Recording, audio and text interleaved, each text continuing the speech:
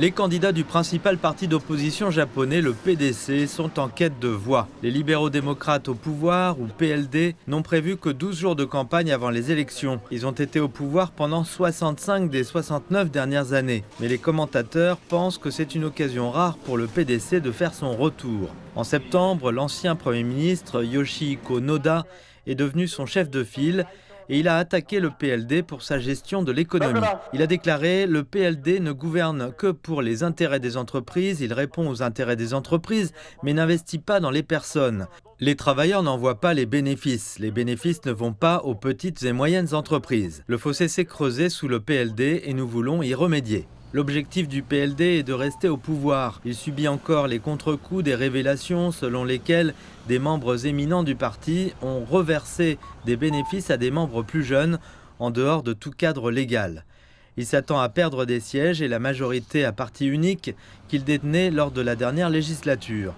Les dirigeants des partis espèrent maintenant former un gouvernement de coalition après le scrutin de dimanche. Je suis bien conscient que cette élection sera très difficile. C'est pourquoi le PLD et notre partenaire de coalition Komeito visent une majorité simple. Nous ferons tout ce qui est en notre pouvoir pour y parvenir. Parce que nous sommes tellement concentrés sur une victoire, je ne ferai aucun commentaire sur la façon dont nous réagirions en cas de défaite. Les panneaux comme celui-ci servent à promouvoir les candidats locaux. Et vous pouvez voir ici des espaces vides. C'est parce que les partis d'opposition essaient d'élaborer une stratégie et de choisir un candidat pour affronter le PLD dans chaque circonscription électorale et éviter de diviser le vote.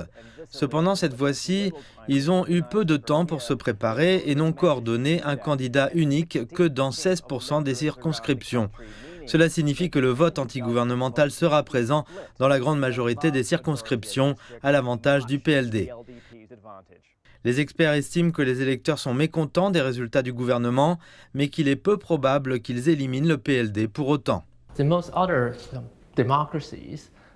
Dans la plupart des autres démocraties, les électeurs, lorsqu'ils sont mécontents de l'économie, ont tendance à voter pour l'un des partis d'opposition. Ce n'est pas nécessairement le cas au Japon. Je m'attends à ce que certains électeurs se détournent du PLD en raison de la crise du coût de la vie, mais aucun des partis d'opposition n'a de politique particulièrement crédible ou largement reconnue qui soit considérée comme supérieure à celle du PLD. Même s'il ne parvient pas à former un gouvernement, le PDC devrait gagner 40 ou 50 sièges lors de ces élections.